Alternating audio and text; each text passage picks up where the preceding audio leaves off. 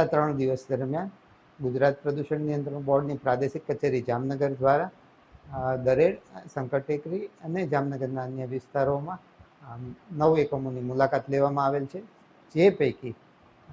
4 એકમો બોર્ડની જરૂરી પૂર્વ મંજૂરી CTE એટલે કે ના વાંધા પ્રમાણપત્ર લીધા વગર ચાલતા માલુમ પડેલ છે અને જેમને એકમોના મુલાકાત અહેવાલ બોર્ડની વડી કચેરી ખાતે જરૂરી કાર્યવાહી અર્થે મોકલી આપવામાં આવેલ છે.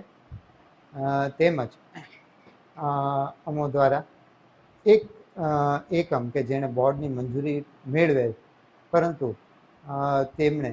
દરેડ ખાતે આવેલા આ એકમ દ્વારા એમનું ઔદ્યોગિક ગંદુ પાણી બાજુમાં આવેલે કેનાલ મારફતે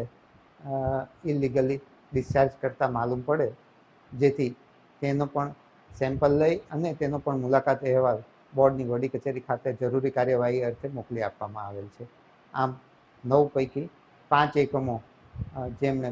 બોર્ડની નિયમોનું વાયોલેશન કરતા હોય તેમ જણાયેલ છે,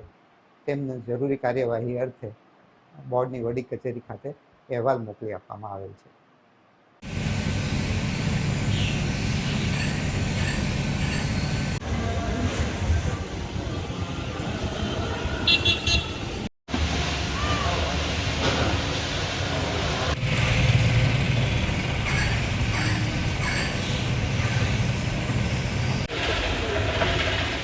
અલ્ટિમેટલી